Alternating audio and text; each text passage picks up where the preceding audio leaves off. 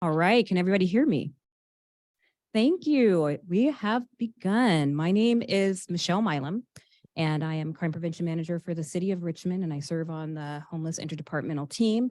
And I'm happy to welcome you today and provide some housekeeping for our meeting for today. We're, first of all, very excited for you to be out.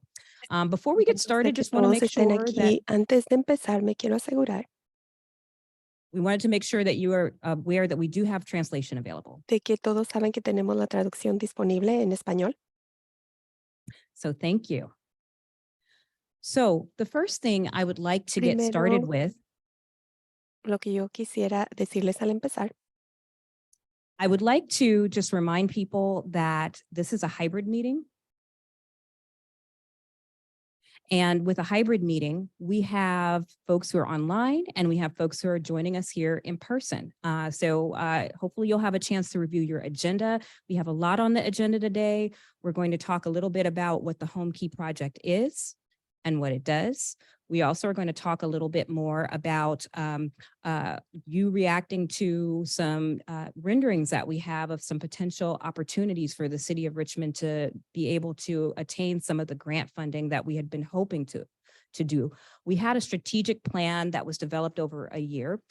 It's a homeless strategic plan, but this is really not just a homeless issue, it's a housing issue. I would like everyone to raise your hand if you've been affected by the housing issue in the Bay Area. You can raise your hands online too. So for those who can't see, almost everyone raised their hand. It's more and more difficult to obtain housing. So this is a really important meeting and we really want to hear your voice. And I'll stop with that and just give you a few quick instructions. But I thought, you know, if you walked in, there is a handout that is available for you to take a look at. And this handout has a little bit of statistics and overview about what housing and homelessness issues look like in the City of Richmond, particularly housing. And according to the HMIS, which is the Homeless Information Management System that we use in conjunction with Contra Costa County that is conducted by our county core outreach team, in 2022, there were over 1,000 unduplicated contacts that the core team made with people who were unhoused in the City of Richmond. And of that 1,000 or so, most, over 50% said they lost their housing in Richmond.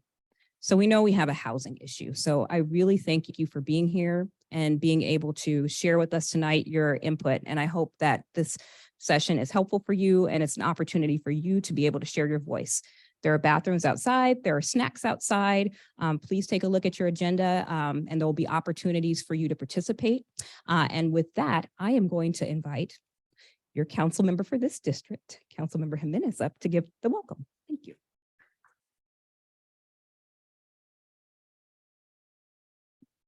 I'm going to put my 2 minutes so I can. Thank you, everybody. I am Claudia Jimenez. I am Richmond City Council in District 6 with this project is going to be. And I am really excited to be here and participate and thinking about this important issue. This project, what it's going to bring is more housing and to start putting a little more into addressing the unhoused issues that we have, like the homeless issue that we have, and to support our unhoused residents.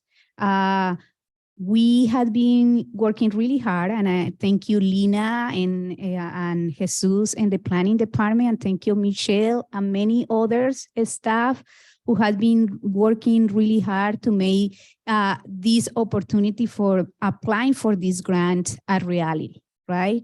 And many other, like you are going to see from the developers, and like you are going to see what it is taking and what it will take for a project like this to be able to at least apply. We are not saying that we are getting the money right now, but we are hopefully that with all the hard work of the staff and hard work of many other people, we can get this and it can be a reality. I think I had been one of the city council members in collaboration with Council Member McLaughlin, talking about what a plan looks like to address homeless issues in Richmond. And this is why we directed staff to do this homeless strategic plan. And part of that is strategic planning. Part of that is this project that we are presenting here. This is kind of like one of the strategies to address, and my 2 minutes is up, but finishing with like, this is one of the strategies. It's not like something that come out of nowhere. It's part of a plan. And we know that we will continue to support interventions to provide housing for those who are lacking housing. So we can all have opportunities to live in Richmond and stay in Richmond and live with dignity conditions, because right now, as Michelle Miles said, we have over 1,000 unhoused residents in Richmond living in their cars or living in tents, living outside. And we in the City Council see this as one of the priorities. So thank you everybody for being here.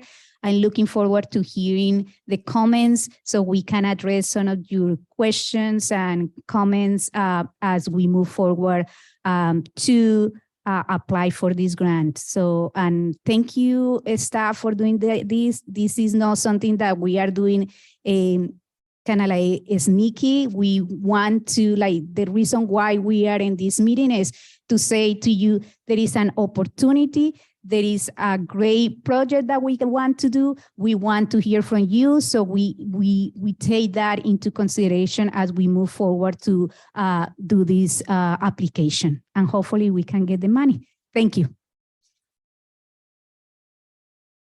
And I will introduce, or I will let Councilmember McLaughlin to go after me and present some of the work. Thank you.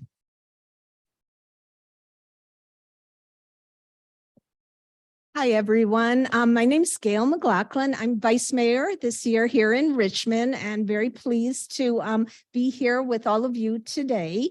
Welcome everyone here in person and all of those online. I just want to start by saying that, one of the first local actions that I participated in Richmond, going back to 2002, that's over 20 years ago, was the Homelessness is Not a Crime Coalition. And that message that we were putting forward then holds true today more than ever. Homelessness is not a crime. It's a product of an unjust society that leaves so many in dire straits without a roof over their heads. And so, as a result of that, as many of you know, we have been working on solutions for our unhoused community, and we have been doing this especially intensely over the last 2-3 years.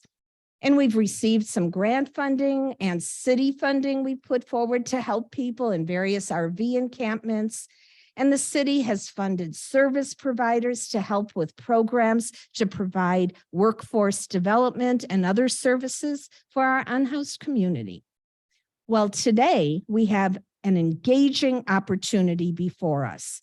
The state funds various grants known as Homekey Grants to help provide more secure housing and services that will help people move into more dignified lifestyles and to get people off the streets.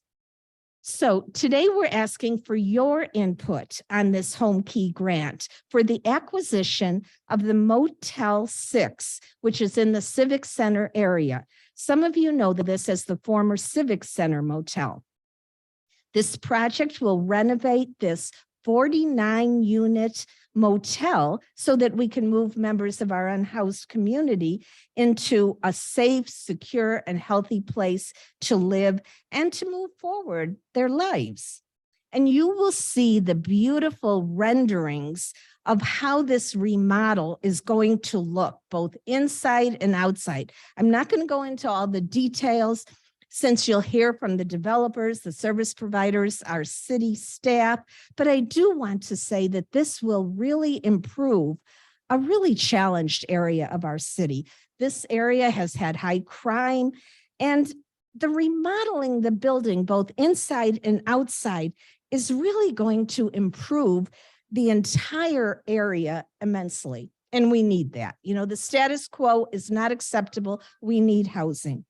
So I want to end by saying that I was in Austin, Texas recently to view their amazing Community First Village, and those managing this major project say that it is the loss of family that is one of the major causes of homelessness. And, all of us need family, community. I mean, we're social beings as human beings. And so that's key to any of the projects that we move forward. We have to make sure we have opportunities for people to build community, to build relationships with one another. And that will make the world of difference. That will help people support each other. And I believe this project at Motel 6 will build relationships and build community in a dignified, healthy, and productive way. So I'll end here and hope you all enjoy this wonderful community meeting. Thank you.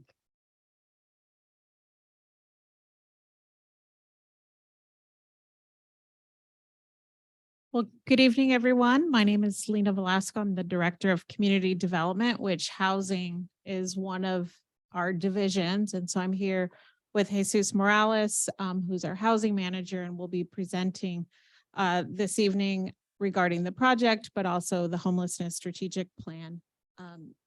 And as well, we'll have representatives of the project partners. And so we have representatives from Novin Development, as well as Insight Housing, and then Opticos Design, who's the architect who is supporting the project, and then also Michelle Milam from our police department. Next slide, please. So as it was mentioned earlier, we've been working over the past year really on the homelessness strategic plan to understand what are measures that can really make an impactful change on homelessness here in Richmond, making sure that everybody has a secure place to sleep.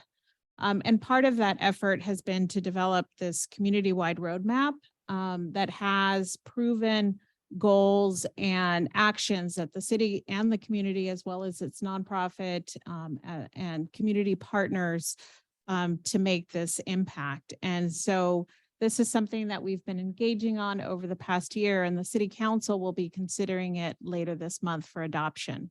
But early implementation, we haven't been waiting until it's fully adopted to actually start interventions. And so tonight you'll hear about one additional opportunity that we want to apply for.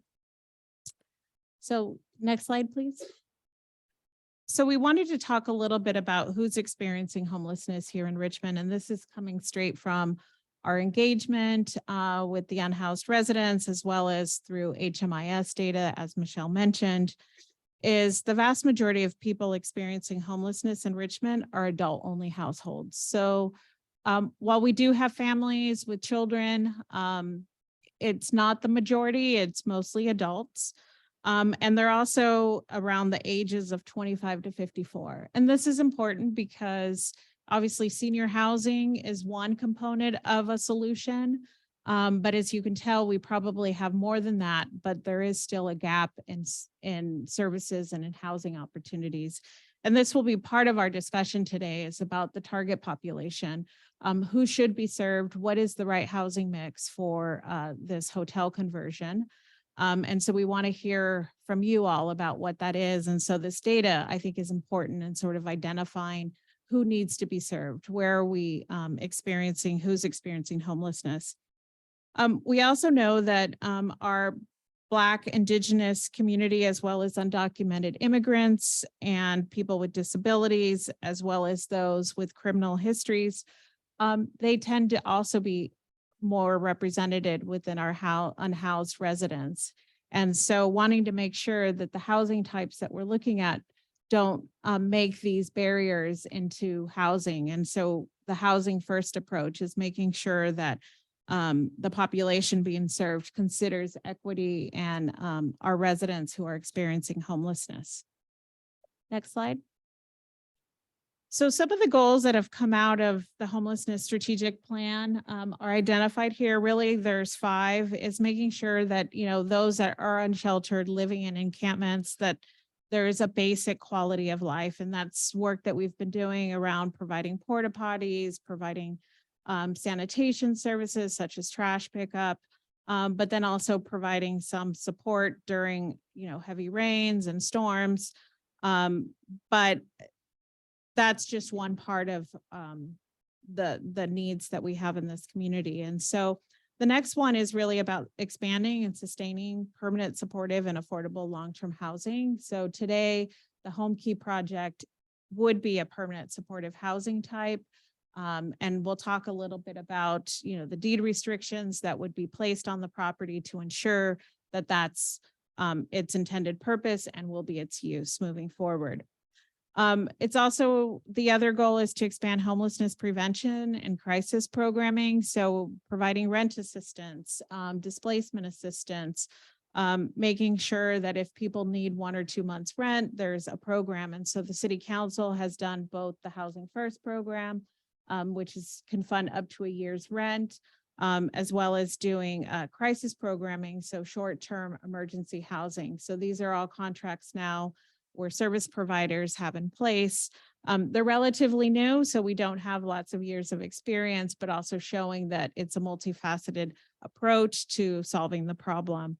And then improving economic pathways for unhoused and recently housed individuals. So making sure that we're providing a workforce pipeline so that in the long term, people are able to make enough income to be able to sustain their housing, even though we have short-term emergency assistance.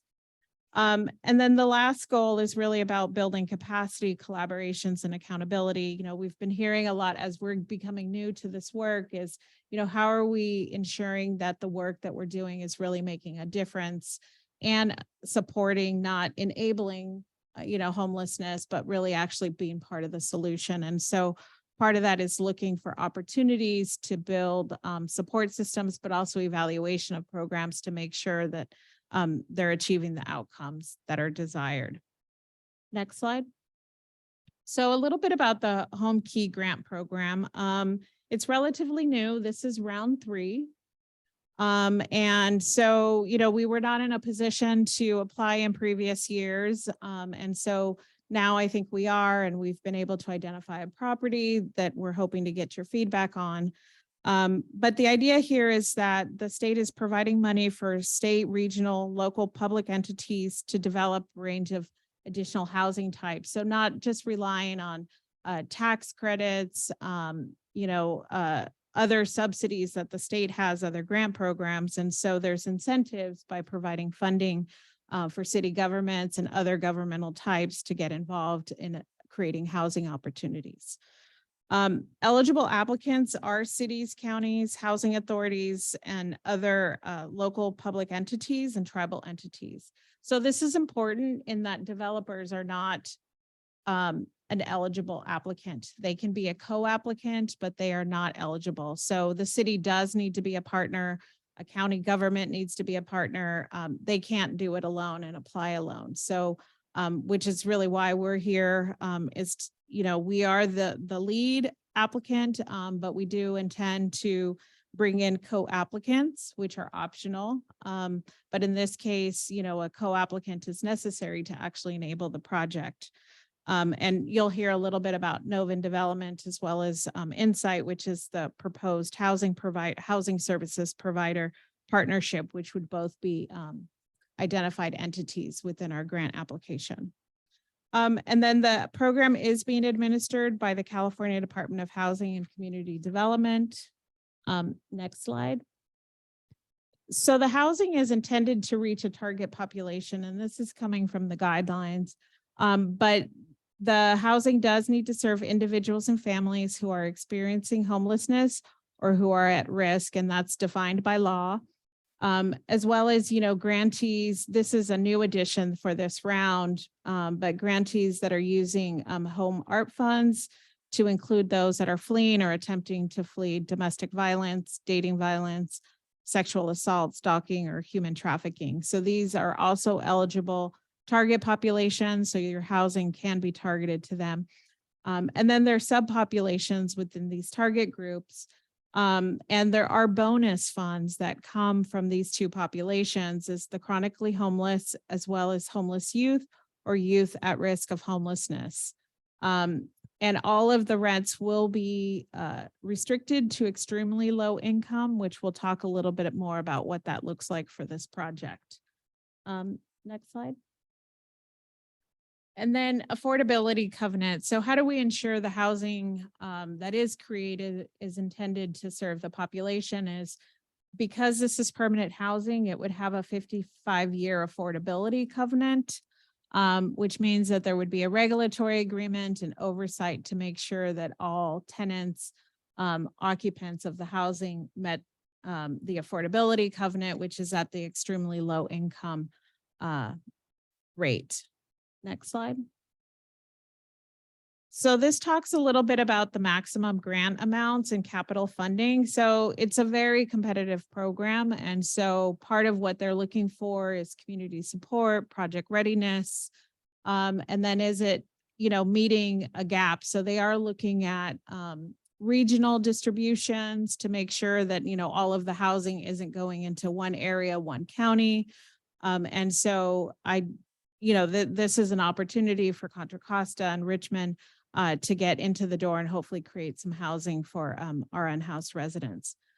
So in terms of the unit type, so that the state will provide up to $150,000 per door. So this is either in the new construction and acquisition, rehab, but it's all inclusive. And then for larger units, it would be, 175 or 3 bedrooms, up to 200,000. The hotel that we are looking at would all be studios and 1 bedroom. So we would be looking at 150,000 per door. If you intend to serve, even if it's a portion of the units, would be, directed towards the chronically homeless, or TAY youth, transitional age youth, then you do get that 150 would go up to 200,000 or 175 for transitional age youth. In addition, if the city does put in local funding or the county or other local assistance, there is a dollar-to-dollar match that could add up to 100,000. So I think right now, we're looking at 48 units.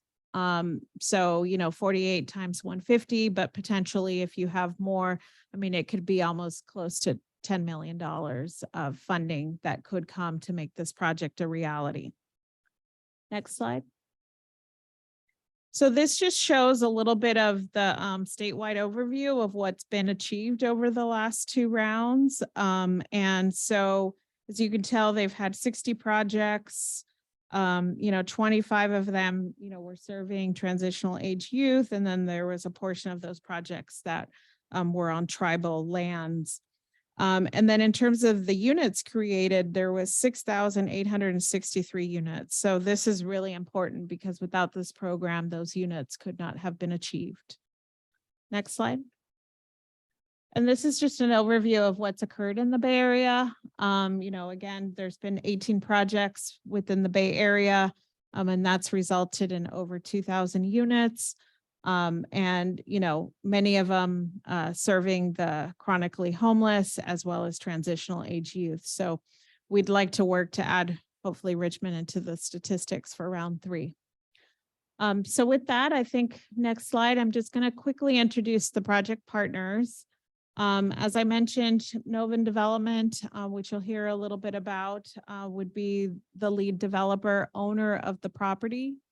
So they would be the ones purchasing the building, rehabbing the building, and they would review the regulatory agreement, so it would be recorded against the property.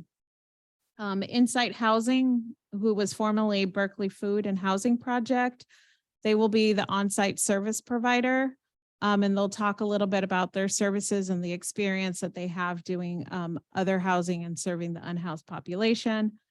There will be a property manager on site that will also be providing, support and assistance to maintain the property. And then, the city will be the partner, and as well as we've brought an architectural firm, Opticos Design, who's also supported the city in various, recently with our form-based code. And so you'll see a lot of the renderings today really take that livability, opportunity, sustainability within the project design.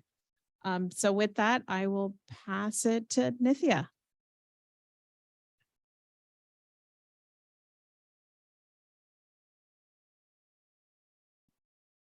Thank you, everyone. I'm Nithya, the development manager here at Novin Development. I wanted to introduce ourselves to you all here in person as well as online in the void. We are an affordable housing developer based in Walnut Creek. We have our portfolio consists of over 14 affordable communities throughout the Bay Area. We have over 600 newly constructed housing units, as well as we have preserved over 200 units of naturally occurring affordable housing. We do a wide range of communities, 100% affordable seniors, 100% permanent supportive housing, as well as mixed income. And the slide is some of our beautiful communities. Next slide, please. We wanted to highlight one of our projects, a Homekey project in SoCal, California. We were awarded this project in Homekey round 2, so the previous round of Homekey.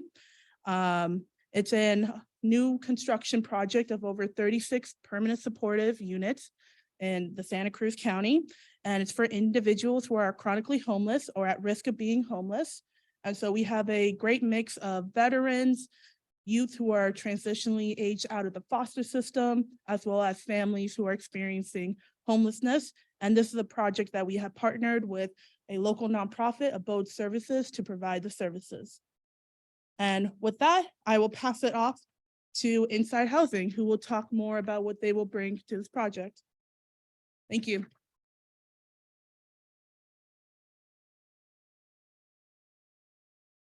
Good evening, everyone. I'm Angela Upshaw, COO for Insight Housing, formerly Berkeley Food and Housing Project. So is anyone familiar with Berkeley Food and Housing Project? See some hands out there. So we've been in the Contra Costa for over 10 years. We've been serving military veterans and their families, helping them to get housed with rapid rehousing and homeless prevention. We did have an office in Richmond for 5 of those years, just over on McDonald Street, and now we're in Martinez. But we have been a service provider, like I said, for over 10 years in this community. And we just changed our name. So want to make sure that we get that out there. There's some pamphlets and stickers, take that, spread the word. We changed our name because we are no longer just in Berkeley. We serve 7 different counties. So stretching from Sacramento, Amador to San Francisco County. So when we're out in Sacramento and Amador, we don't want to hear them saying, Berkeley, what are you doing out here? So change their name to make sure it's more in line with our mission and what we do. And so, like I said, we've actually been in service for over 53 years.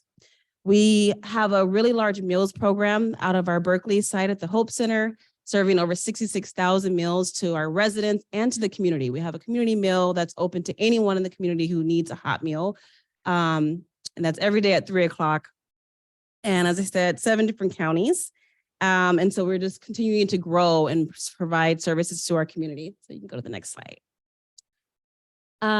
So our history, like I said, we've been in business for over 53 years. We've had a lot of different name changes. So this is nothing new to us, but we started off as University of Lutheran Chapel, a bunch of Berkeley volunteers serving the community, providing hot meals to the neighbors. We now provide wraparound services, which include boarding care facility, shelters, rapid rehousing programs. And we recently got into development. Our first project was the Hope Center, which is 53 units of permanent supportive housing. We have 12 transitional beds for military veterans, 32 beds for men for a homeless emergency shelter, and a commercial kitchen where we serve those meals out of. Go to the next slide. Although our name has changed, our mission has not changed. So we are still focused on ensuring everyone in our community has a home through supportive, equitable, and sustainable housing solutions. Our vision is that we envision a world where everyone is food and housing secure and has a caring community to call home. That's something that is universal across the board, no matter who you are, your economic status, nationality, we're all the same where we want those basic needs. And so that's our focus. And then as far as our team, our values are that we're really want to make sure that our team embraces values that guide our planning and daily interactions with clients and community partners. So our core values include engaging authentically, acting strategically, we build community wherever we go, we respond with respect to everyone that we're serving and partnering and working with, and we want to make sure that we're an advocate because we are a voice for those who feel like they don't have a voice. We focus on holding the hope for those who have lost hope in this transition. And so that's a focus of our team. And we're happy to be here tonight and love to talk more if you have any questions. Thank you. I don't know who's next, sorry. Oh, optics, sorry, here you go. Hi, everyone. My name is Caroline Cochran, and I'm an associate with Opticos Design. So we are an architecture, urban design, and planning firm based in Berkeley. And one thing that really ties these three scales of our practice together is a focus on housing and providing attainable housing at all levels. And so this Homekey project is a really great way for us to think about our neighbors who are experiencing homelessness and bring them into this conversation as well. So next slide. Also wanted to mention, as Lena brought up, we've worked in Richmond many times over the years. So most recently with the Richmond Livable Corridors Form-Based Code, and also with the Richmond Bay Specific Plan, as well as a number of smaller planning projects. So we feel a lot of warmth towards this community and are just delighted to be able to contribute to this project in whatever way we can. So we were involved in the site planning aspect of this project, and I can talk more about that in a bit, but thank you all. Thanks for being here.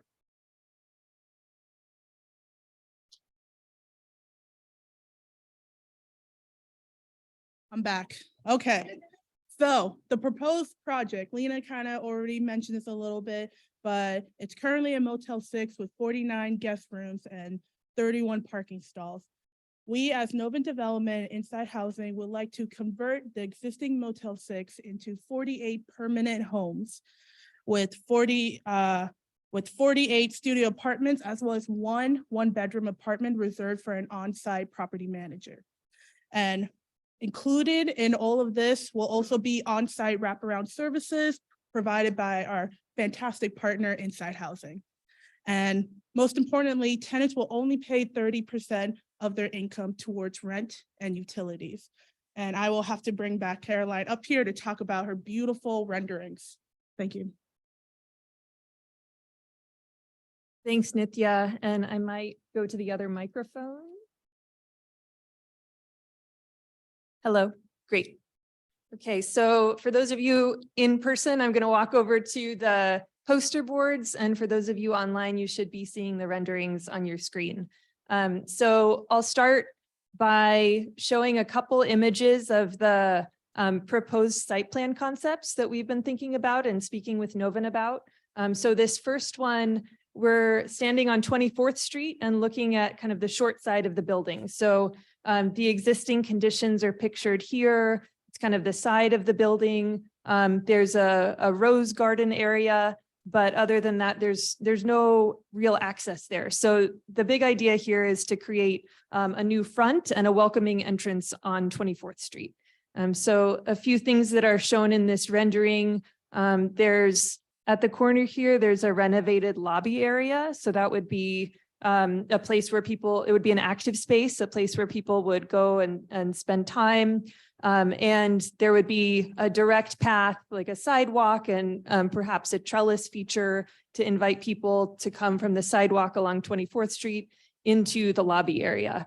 There could also be amenities like seating to provide a space for residents to come and sit outside.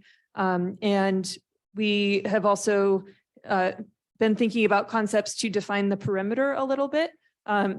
Shown here is a hedge and a low wall or a low fence, just to give a sense that this is, at the end of the day, this is private property. This is where people are living, and just to give a sense of transition between the sidewalk and the Homekey property.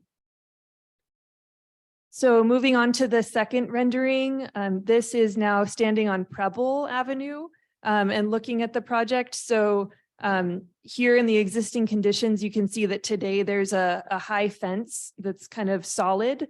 So it blocks much of the view, and it's not the most friendly or welcoming frontage. So what this rendering is showing is really opening this up, making it more visible and engaging to the neighborhood, to people walking by, and also providing visibility the other way. The experience from on the property is more connected to what's going on outside, and just a more engaging, active place. So a couple things depicted here on the exterior renovations. Again, we have that kind of low fence and hedge defining the perimeter. We have talked about repurposing some of the current parking area to be more community space. So replacing a handful of the parking spots with, for example, a space for seating or a picnic table or something, someplace where the residents can gather and socialize outside of their rooms. So, so that's shown here. We have also talked about replacing a couple of the parking spaces with trees to provide some shade within the parking lot, and doing some improvements to the exterior of the building. So things like repainting, improving some of these balconies just to make it a little more open and make it feel fresh. Even something as simple as adding a mural on the tower can kind of breathe new life into the building. So that's what's shown here. For those online, this is kind of the same site, but this rendering is showing the exact same view, but just illustrating that you could accomplish these same site planning features with a different architectural style if you so choose. So during the renovation, you know, there will be an opportunity to consider whether you want to keep the kind of Spanish style as it exists and kind of spruce that up, or this is just illustrating that you'll have options. And this is another alternative. So finally, at the site plan, this is a view of the site that's representing a lot of the features that I was just pointing out. So here's where the lobby would be. Here's the trellis and the new entry from 24th Street. Here's the outdoor seating, some additional trees in the parking lot, and an enclosed trash area. Currently, there isn't an enclosed trash area, so that would be an improvement. And the only other thing to point out, we have talked, and Novin has suggested that there might be an opportunity to pursue funding for additional improvements in the right-of-way. So shown here, this currently in the existing conditions photo is a grass planting strip with a very narrow sidewalk. And perhaps we could consider expanding the sidewalk, placing those street trees in grates, and just make it a more pedestrian-friendly environment. That I'll hand it back to Nithya.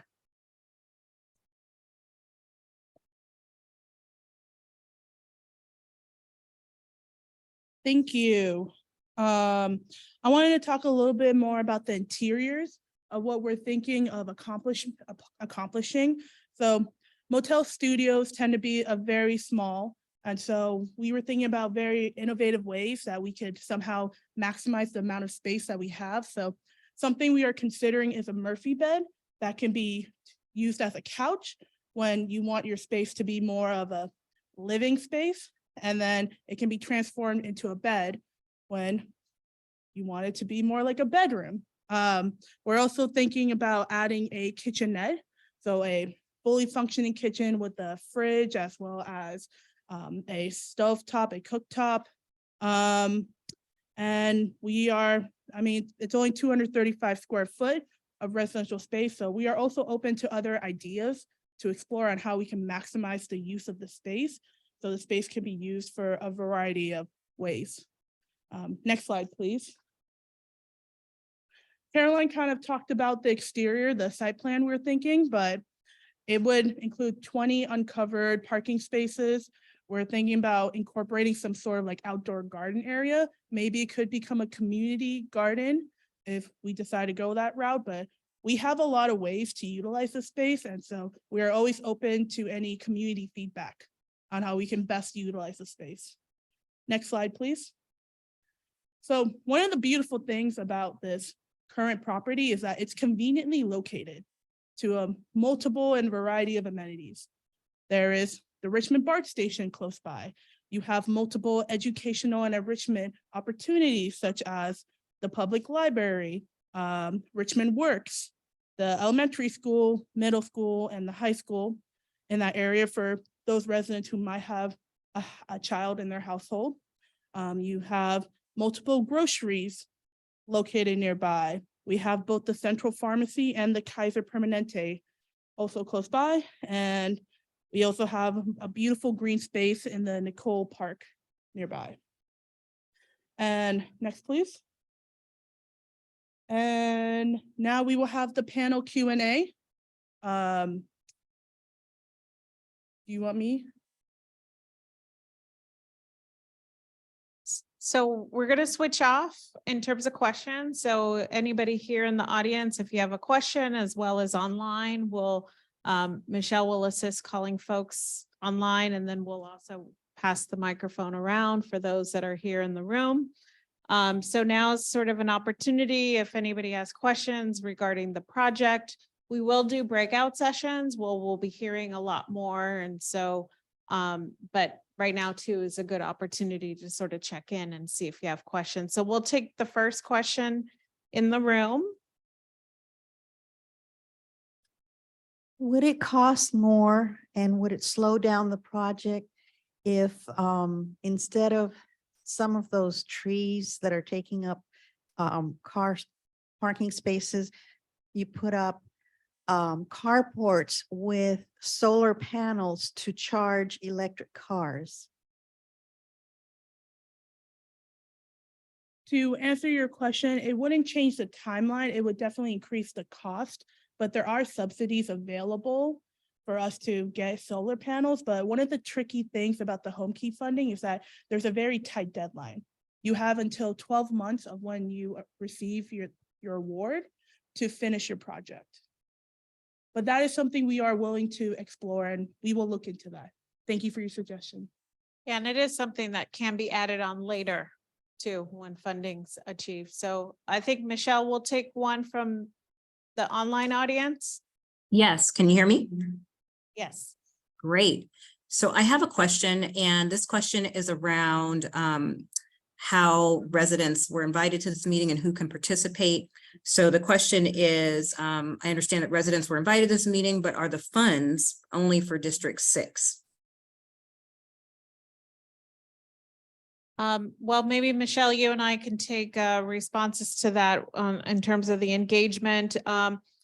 No, it can be, I mean, the funding's available citywide, countywide, statewide. I think we've been looking at opportunities. A few years ago, there was a desire to maybe look at the Sure Stay for a possible conversion, and that received a lot of community opposition. And so I think over the past year, there's been conversations with this neighborhood council and others about a potential project here, and there was some openness. And so we also found a willing seller, because that's another big thing is you have to find somebody who's willing to sell their property for the conversion.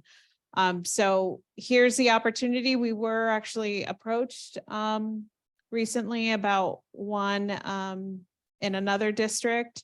Unfortunately, the owner got into a sale contract with another partner, but they may come back. They're still working through that as a potential opportunity. But this one, I think, is more ready because readiness is a big approach, but we're hoping for future rounds of Homekey, and that could create new opportunities in other parts of the city. So Michelle, did you want to answer the outreach question since you were Yeah. So the outreach went out to the 3 surrounding neighborhood councils, Belding Woods, Richmore Village, and North and East. But it also was shared with the City of Richmond Homeless Task Force. It was shared, on our city website. It was shared with folks who were involved in the strategic planning. We also put it on Nextdoor and other places. So really is an opportunity for you all today to have your input. You got a chance to look at these designs and renderings, and we're here to hear from you. So I don't really have much more to say about that because I want to make sure you guys get your input. Thank you. Hi, I'm Jessie Turan. I'm actually a homeless resident of Richmond. If you look around the meeting today, as you can see, there's not many homeless people here. And it says these residents are ostensibly being built for people who are unhoused, unsheltered. I would think that you would want their input on what you're building. I mean, their input is what's going to matter most. So do you have any plans to include us in this, in your planning project? And I wanted to say thank you to the City of Richmond for doing this. But I also wanted to mention that when Gail said homelessness is not a crime, yes, it is. In Richmond, it is. And the reason why it's a crime is because the City Council passed the anti-urban camping ordinance. So now it is a crime. And I think me and my neighbors would just like to be more included and more listened to. And I think that's really important. I hope that you'll do that. Thank you, Jessie. And we could definitely have a focus group, working with the unhoused. I mean, we're working in several encampments now. Yeah. So I appreciate the suggestion, and that is something we can definitely follow up on, having more of a focus group. So Michelle, do you want to do an additional question online? I've got it. So the next question is, what are your specific measures for success and accountability in this project? And will there be audits and how often? So, this is a question I think for both the Novin team and also Inside Housing about how that kind of accountability will be provided.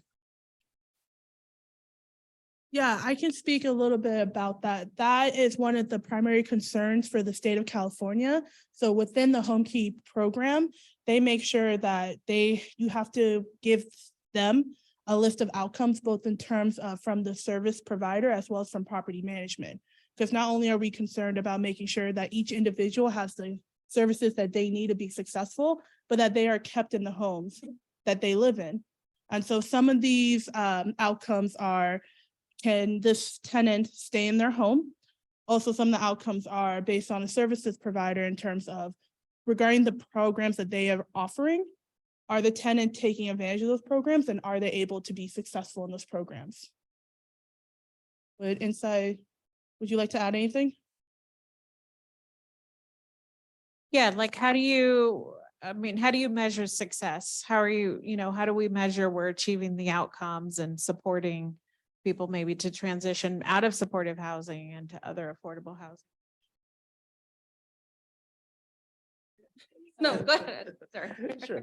I can speak a little bit to that. So we at Inside Housing, we also track kind of the efficacy of the services and also how many clients we're serving, how, what services people are receiving. And we also do have a focus on both, folks being able to have like dignity in the places that they are staying in our projects, and also, potentially be, move into from transitional to permanent housing and things like that. This being a permanent supportive housing project, it would like the move from there would be into just completely kind of independent situations, and we would track that. But yeah, those are the kinds of things that we look at as well.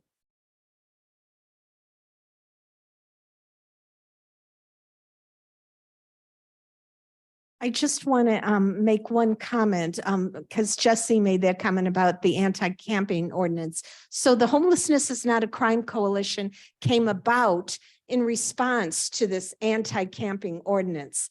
And we worked really hard, lots of postcards. I wasn't on council. This was 2002. I got on council in 2005.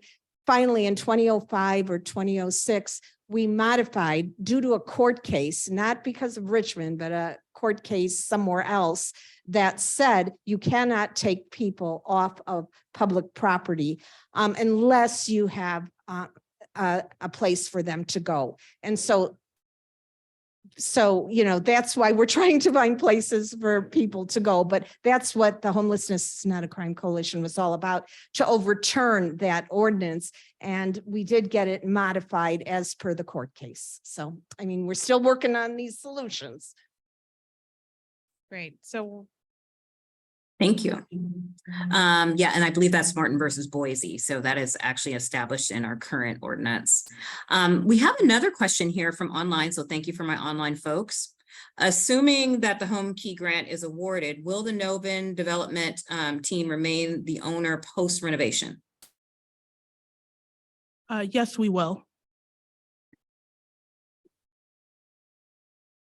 So my question has to do with, has there been any decisions made yet about which part of the unhoused population this project will serve? You know, are people considering that these are studio apartments? It probably wouldn't be the best place for families.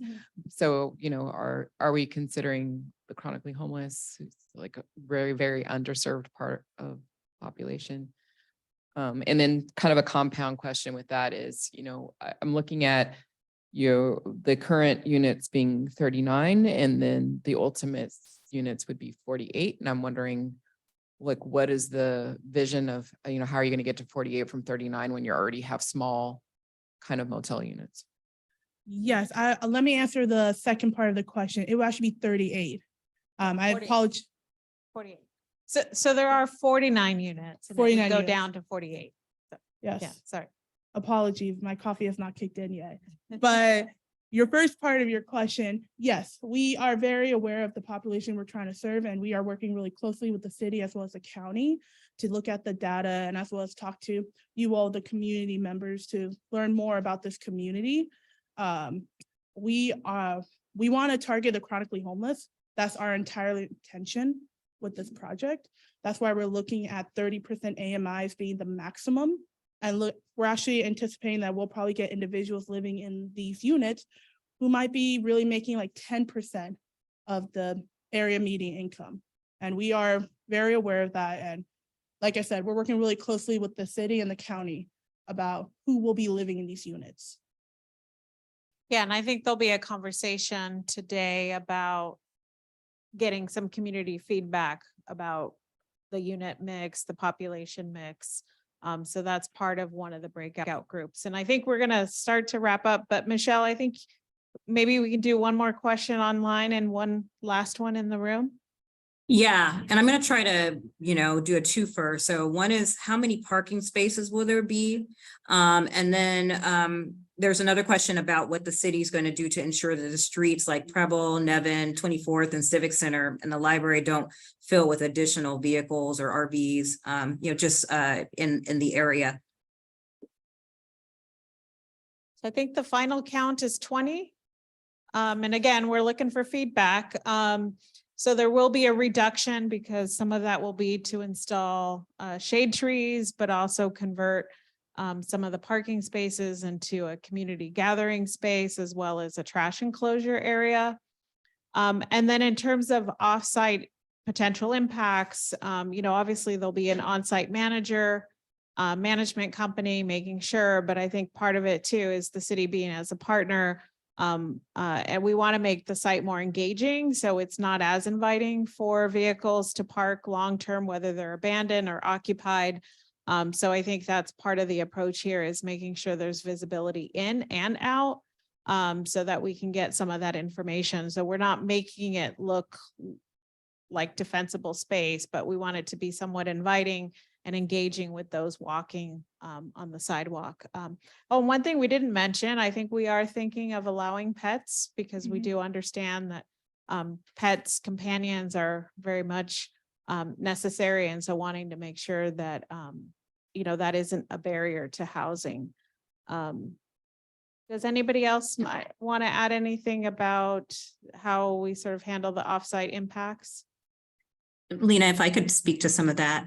I think everyone knows that the Civic Center master plan included bringing public safety back home, which is something that I think the city is still committed to, having a public safety building in the lot across from Nevin Plaza. So that's a ways away, but it's something that we should be planning for the future. But I think the other important thing to do, and it answers, I think one of the questions that was in the chat is, are we going to be vetting people? Absolutely. We have to find people who are the right match for this particular project. And that's why we really want to hear from all of you, some in the small breakout groups, about what kinds of things you'd like to see. It's really important to get your feedback on this, and it's going to be important for us to continue to coordinate. We know that, homelessness around the city is an issue, especially around Civic Center.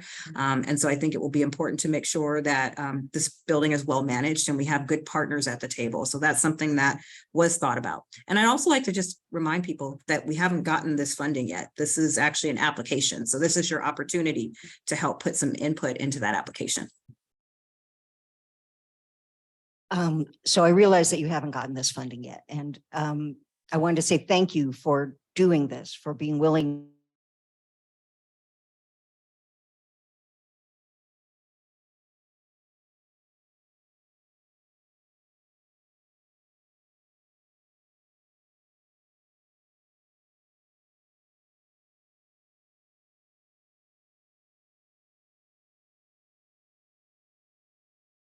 Was amazing. And is some of this money going to be allotted to other things, or is all of the money just going to be allotted to this project? That's a good question. So interim housing, such as cabin communities, tiny home communities, those are allowable expenditures, so you can apply for those funds. We're not anticipating right now to apply for that, but future rounds, it could be an opportunity. I think, we haven't been able to secure a site yet that has community buy-in for interim sheltering, but it is an eligible housing type. So that certainly we can look at it for future. And then, but I think we are still exploring. I mean, we're still looking at those opportunities to create possibly interim. And I know, we do have a representative from the county here, and they are anticipating also applying for Project Homekey for a project in San Pablo. So we're hoping we both get lucky and get some extra housing in Contra Costa County. Okay, I think then, Michelle, let's talk a little bit about the breakout rooms. So our plan is to break out into 2 groups, at least for those in the room. It'll be on one side of the room, but the first room will be about safety and design. So we want to get your feedback about the safety and design concerns, and that will be facilitated by Jesus. And then I'm going to cover the management services and housing mix. So again, who's the target population? And then Michelle and Iman will facilitate a group online. And I don't know how many folks we have in the translation room, but we can also support that room since we have fewer folks here in person. So we'll check in if you could just bear with us, given we have more participants online. So we may need to break that group up a little bit more versus in the room. And then we do have questions. So if we can go to the next slide. And so we're hoping to spend, 20, 25 minutes kind of getting your feedback, like what's your initial, as it relates to the topic, right? So, as it relates to safety and design, what are your reactions? And then what would you like to see most? Again, funding is limited. So what would be the most important elements? Because at some point, once we do all the math, we may need to take things out. And so we want to understand what's most important. And then also just any concerns and, how you could see us addressing those within an application. And then we'll come back and do some quick closing remarks and next steps. So I think we'll give folks a few minutes to transition into their spaces. And we'll check in with Michelle and Iman and see how we can support them online. So thank you all for the questions. Thanks, everybody. All right, Richard, I think we have transitioned. So welcome everyone who is on the online community. Thanks for sticking it out here at home. And I appreciate everybody who's joined online. So we are going to go into our question and answer portion. This is our design charrette. But first I want to have Iman Novin have an opportunity to introduce himself and just tell you a little bit about himself before we get started on the questions. Thank you so much, Michelle. Hi, everybody. Iman Novin. I am the president and founder of Novin Development. We're a mission-driven affordable housing developer. We try to target a broad range of affordable housing from extremely low up to moderate income housing. As Nithya mentioned earlier, we have over 600 units in the pipeline and are an experienced Homekey developer and sponsor. So very happy to be here, and thank you for spending some of your time with us today, helping us plan for this potential Homekey project. Thanks, Iman. So, Richard, I don't know if we can pull up, and I apologize, I know that everyone probably had a chance to look at a little bit of the design slides that were presented about some of the physical landscape changes that would happen on the outside. But I wanted to give a moment for people to talk a little bit about what their initial reactions were to the design. And I do see a hand is up, so let me go to Leah. Go ahead. You have to unmute.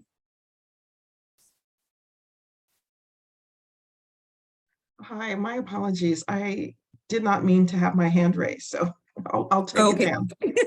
No problem. Is there anyone else who has a question? Okay, I see Marion. Go ahead.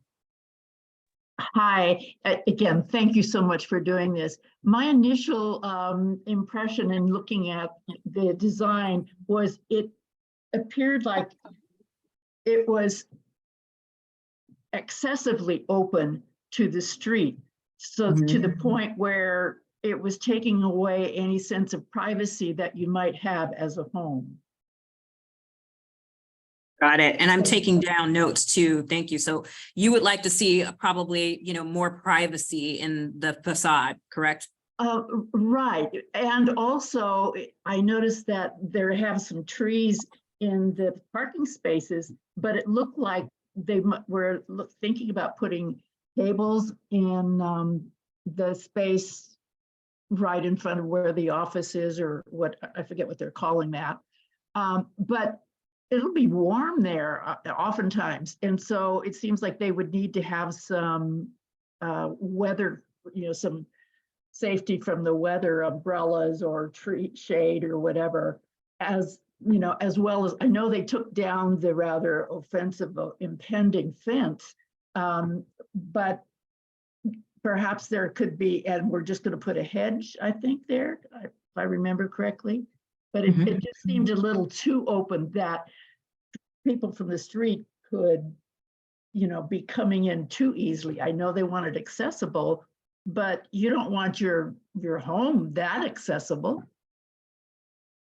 Understood. Thank you. That's a good point. Did anyone else have some initial reactions to design? What was your kind of initial reaction? Go, anybody else?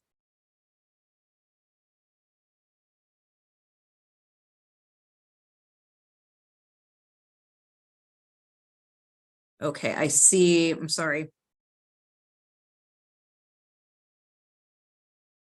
Rajan, I believe. Am I saying that correctly? Go ahead. Yes, actually, it's his wife, Paula. Thank you. No, I had a question is, I understand you said that the applicants will be vetted, but what kind of quote unquote adults are you going to be having apply? Are these people with disabilities? Are these all ambulatory, higher functioning folks?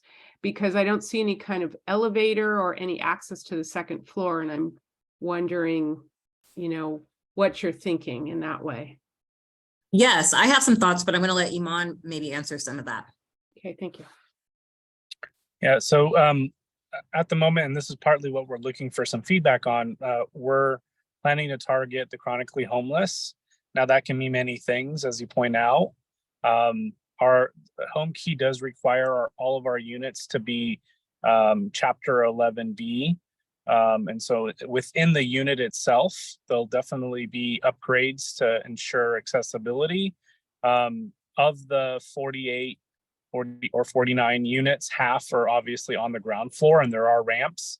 So while the building is not elevator served, we will have, roughly 50% of the units at the ground level.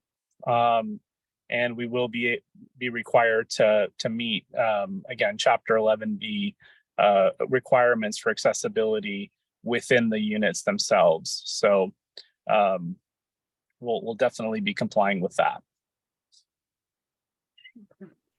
Thank you. Thank you so much. And I see that Jan's hand is up. Go ahead, Jan. Hi, thank you for the presentation. I'm not really as worried about what the outside look like. It looks better now than it has in, 10 years probably. I mean, it's been an eyesore for a very, very long time. But the low fence, I would think at least a 4-foot fence all the way around, just so that there's a way to block, that's what we have for the front of our homes. I think that would be the same idea, to make everything, secure, but comfortable. You don't want to feel like you're living in a fort, where you've got, 6-foot things, but you want to make it comfortable for people too. Absolutely. Absolutely. And actually, Jan, it's funny that you mentioned that. I put on my crime prevention hat and I kind of feel the same way too, that there needs to be an extended barrier, but I obviously want to get feedback from you all about that, just so that there is some kind of designation there. So thank you for that. We're definitely adding all these to the recommendations, Iman, right? As you guys are putting together the application, you're taking in the feedback as well. So any thoughts about that, Iman? Yeah, no, we really appreciate that feedback. Opticos did a lot of work in terms of the downtown specific plan, and they're trying to strike a balance between, making people realize this is permanent housing. This is going to look a lot nicer. We don't want, part of the current feel is because of the tall wrought iron fences, it doesn't feel very inviting. And so finding that right balance of creating a secure yet open site so this feels like a permanent residence, and then pairing that with additional security measures. So we will have a security camera system that is monitored, and as well as an on-site property manager who's there 24/7, basically stays at night to provide additional security. There'll also be an office, so eyes on sort of people coming and going, parking permits assigned to residents. So people who don't live in the community aren't parking there or loitering there. So there's definitely measures that we'll take with our property management team to make sure that this is a safe community for inhabitants as well as the interface with the neighborhood.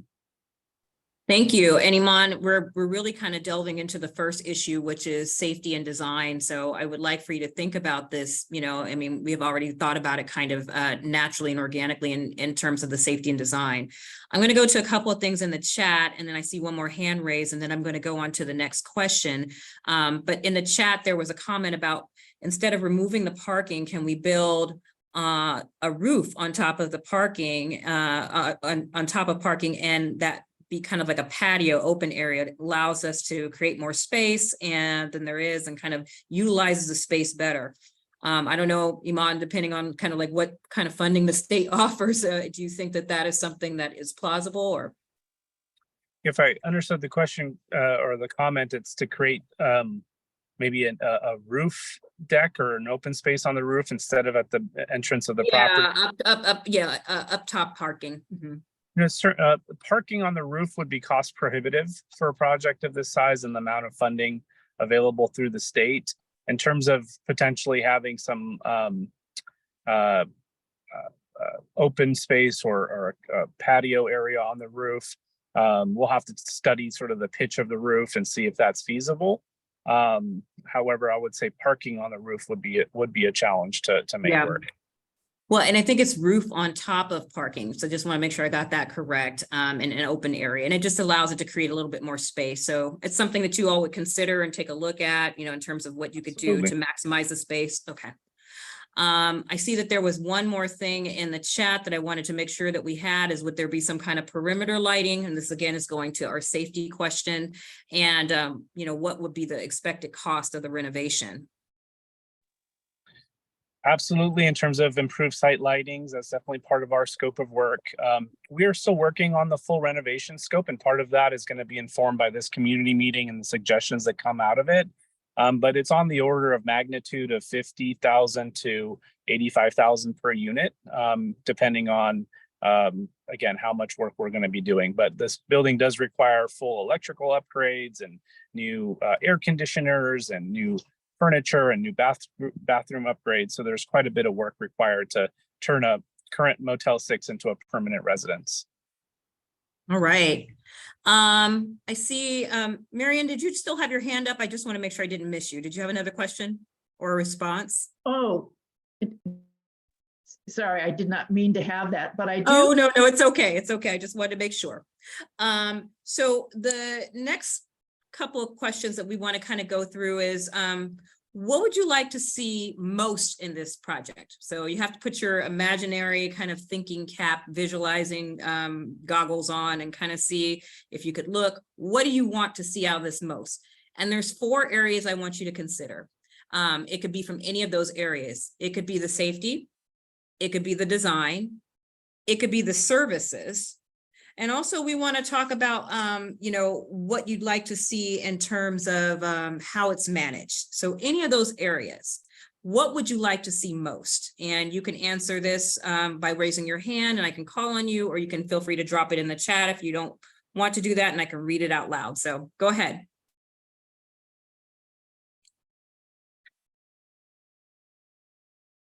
As you can tell, I'm a child of a teacher. So if someone doesn't go, I might call on you.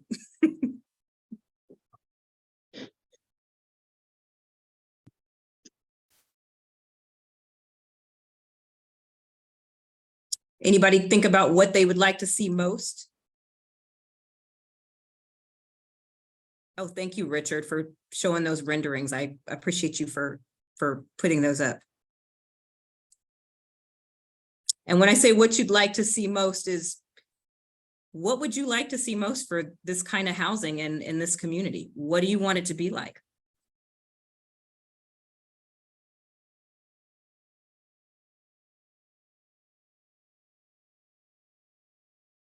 Thanks, Jan.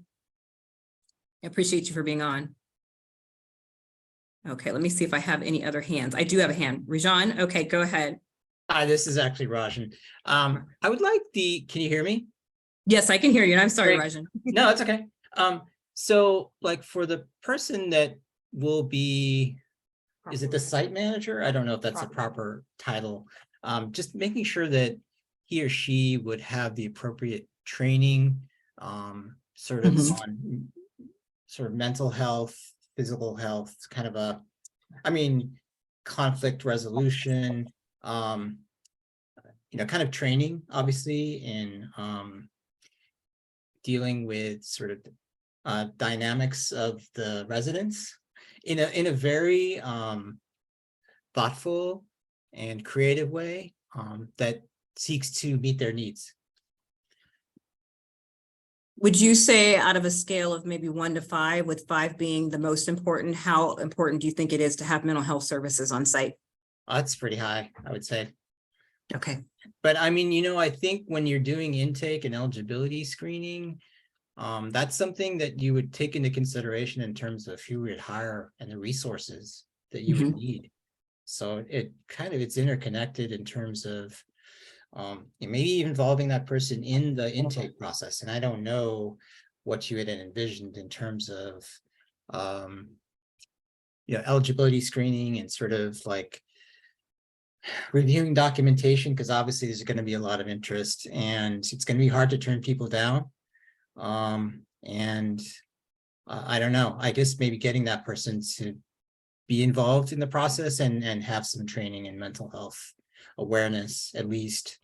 And if that person obviously can't deal with everything, but just train on how that person can connect to resources, right?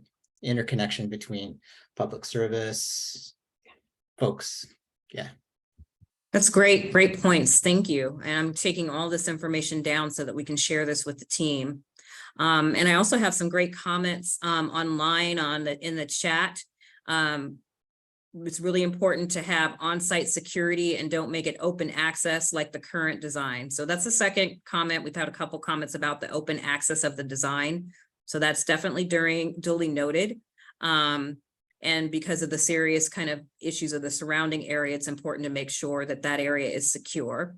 The other comment that I got about what you'd like to see is services. I think services have come up several times tonight, even though it's permanent supportive housing through the transition, is to make sure that the services is into home ownership or a non-transitional housing option. So that is something that's duly noted as well. Thank you so much. And then I see that there is another comment about the need for on-site services that will be driven based on the population that would reside here. So services that really kind of align to what the needs of the clients are and the folks who are receiving housing are. And then there was a question is, will they be connected to Richmond Moves? And that's a possibility. That's a potential that we could do. Any responses, Iman, as you're kind of listening to some of the feedback? Yes, in terms of screening of residents, there's actually at least 2 touch points.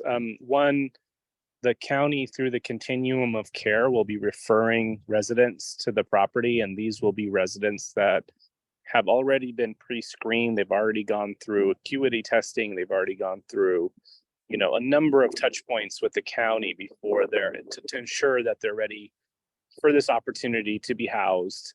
And so that's one touch point. And then second, we will be working with a very experienced property manager that has managed over 23,000 units of affordable housing. And so definitely think taking to heart the comments made earlier about an experienced on-site manager who has experience working with these residents.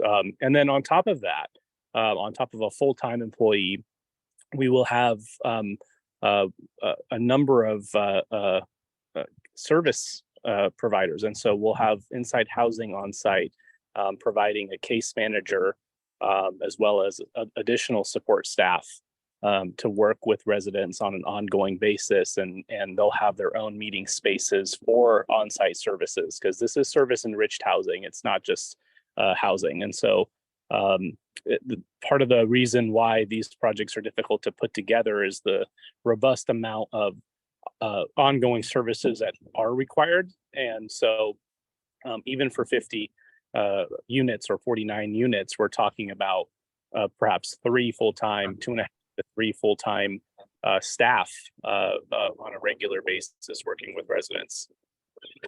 Thanks, Iman. And I think there's a couple more questions in the chat. Iman mentioned the county in the screening process, and we know kind of if something goes through the county services, usually what happens is that the site doesn't get to self-select. So I think the question is around, will these be Richmond residents that get served as opposed to someone from, Martinez or somewhere else that would get placed in this kind of a housing option?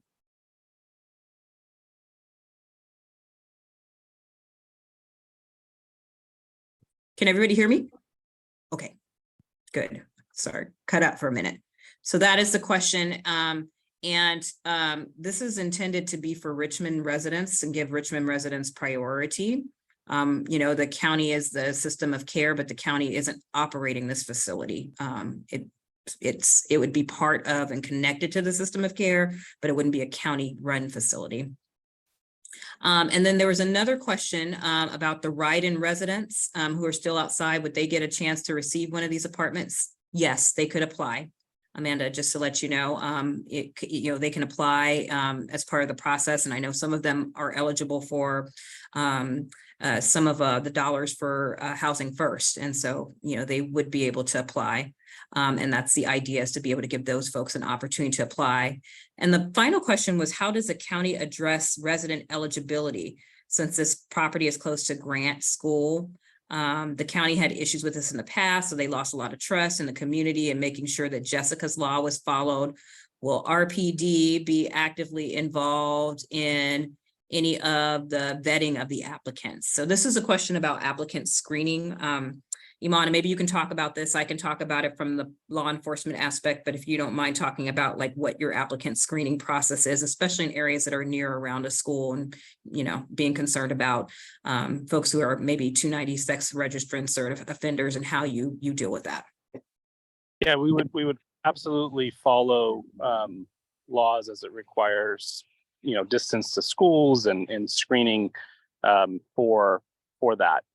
However, I will mention that this is a housing first project. And so you also have to be very careful, because the state wants to make sure that we're not screening people out of permanent supportive housing. And so we work very closely with our property management company and our service provider to make sure that we create a process whereby people who are historically excluded from housing, whether it's because of their credit history or criminal background or drug and alcohol abuse issues, health issues, are not screened out unfairly.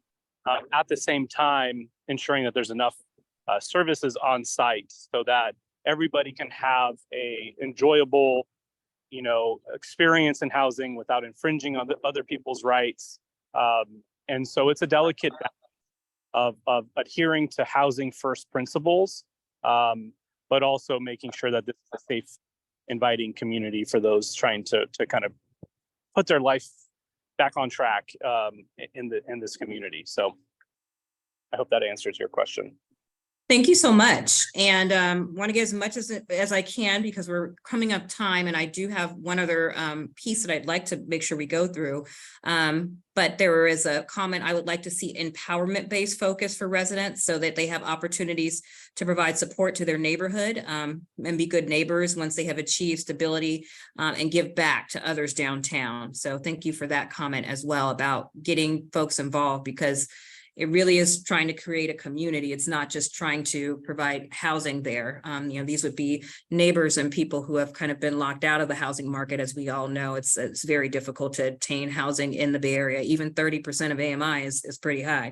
So, you know, depending on, you know, how much you're able to earn. So I really do appreciate that. And then another great question before we go to the next is, if we receive this grant, what is the goal for having folks move in? So I like that. I'm wearing yellow for optimism. So that's an optimistic question. Go ahead, Iman. What would you think the deadline is if we actually hear back from the state? I think it's a 6-month window, right? I think you're muted, Iman. Go ahead. Myself.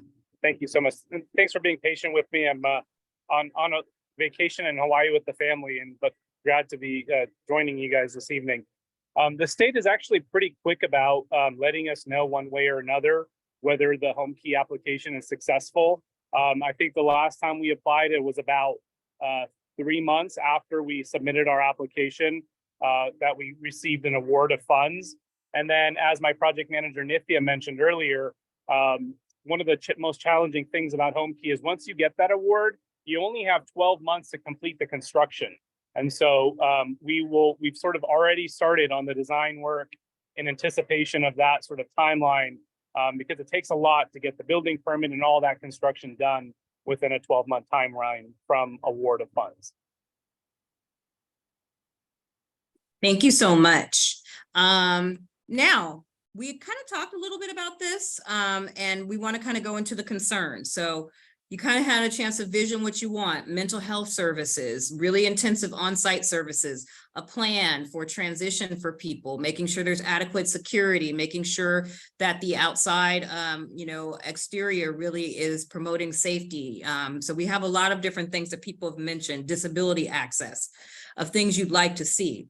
And these are also things that maybe bring up areas of concern. So of those things that we talked about, of places for concern, how would you like to see those addressed? And it could be either the services side, you know, the mix, It could be, what happens, on site with the staff, or it could be any concerns you have with the design. So feel free to jump in the chat or raise your hand, either one.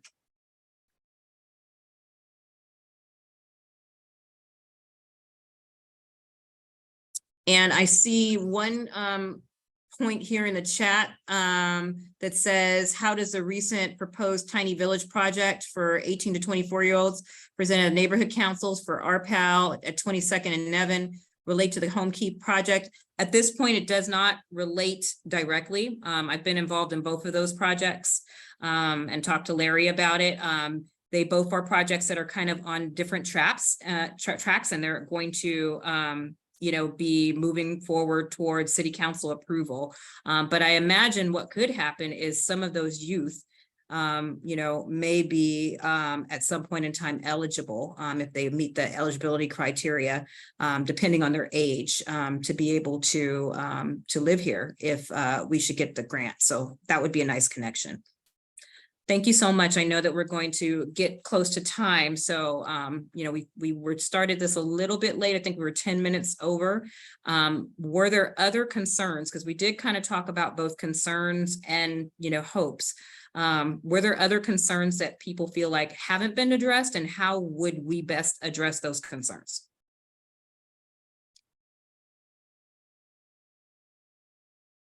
All right. I don't see any hands. I do see one more. How do you fund the project after construction? So that's a really important one. So part of what is going to happen is in terms of the budget allocation is that there will likely be a contribution made from both the city to this project. And also the Novin team will continue to be working on something long-term for sustainability after the initial VATA funding, which would be about 7 years.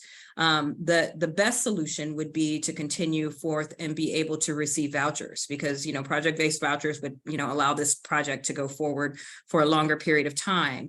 If not, then we would continue to work on different funding sources. We've been looking at all kinds of different funding sources that could continue the project on after the initial funding period.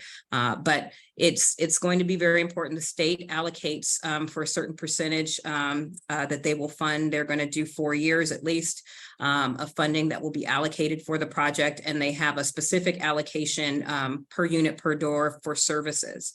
And then if you come in with a match, they provide additional match funds to help extend your dollars. So that is something that we'll continue to do and continue to work on beyond the period of construction. So at least for a couple of years, we know that there's going to be support for the project, but it's going to be something that will be continuous long term if it is to remain permanent supportive housing. I think I hear that the other group is breaking up. So I see that there were other questions in the chat. And this was a really great conversation. Did everybody, and if you didn't, I won't be offended. Did everybody feel like they got something out of this? Was this valuable to you? I go to a lot of meetings, and I want to make sure that, your feedback is really heard. This is something the community said that they wanted to actually see housing as a primary issue that the city was focusing on. Is this something that you felt was valuable tonight, a good use of your time? You can raise your hand if it was. If it wasn't, you can do a thumbs down. Yes, in the chat. And if it was, great. If you still have other comments and you didn't get a chance to get your questions in, or there's more feedback you have, or some other neighbors that might have some feedback as well, then feel free to, I'll drop my email in the chat. Email me with your questions or concerns, and I'll make sure that I send them to the team. And, we're really excited, to hear back from you. So this grant application is going to take a lot of work. We really have a short window of time, because the way that Homekey is set up in terms of the funding is it's first come, first serve. So if we submit in July, there's a good chance that there wouldn't be any funding left. So we're on a very, very fast timeline to put together a very difficult application. But your contributions to this discussion is really important, and we really appreciate it. So thank you so much. And I'm going to make sure I actually drop my email in the chat. I think I sent my email to Richard, and Richard knows where to find me. So I'll send it to everyone. And we're going to rejoin Lena in just a moment. So for those of you who want to stay on for the end, you're welcome to. It's just going to be wrap up.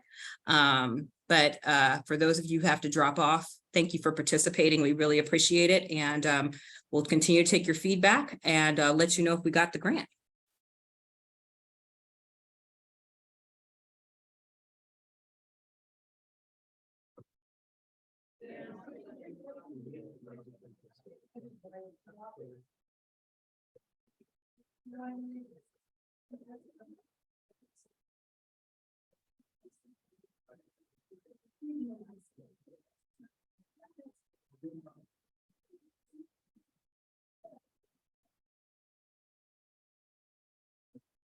Performance.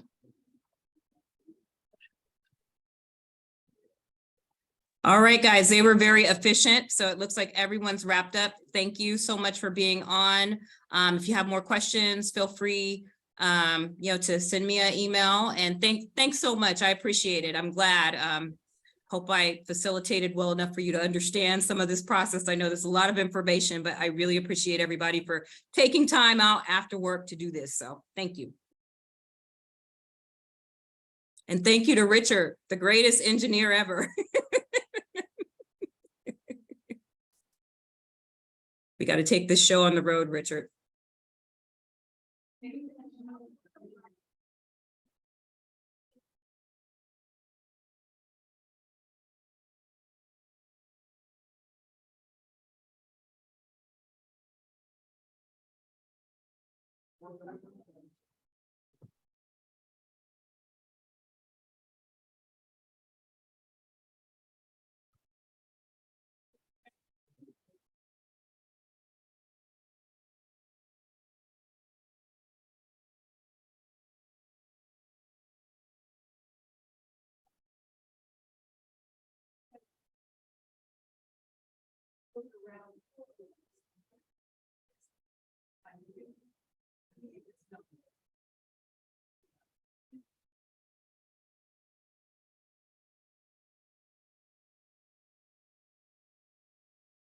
Oh, they told me already did. If you did, hold on a second.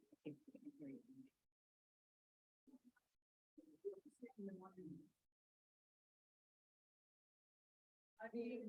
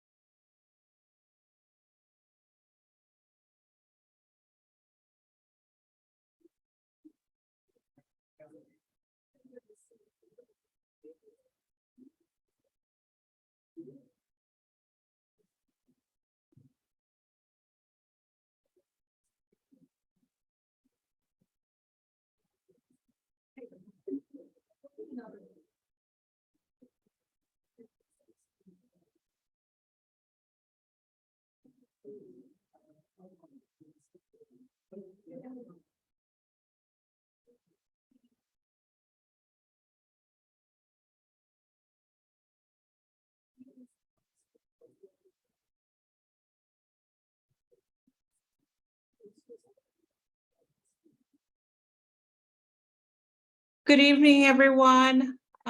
Just wanted to let you know that we went ahead and we wrapped up already. I think in terms of next steps, applications are due in July. And so we anticipate coming forward to the city council with a resolution in regards to a project application in June. So if you registered, we will send you an email and provide you updates as the project progresses. And we just thank you all for your participation this evening. Have a good evening, everyone.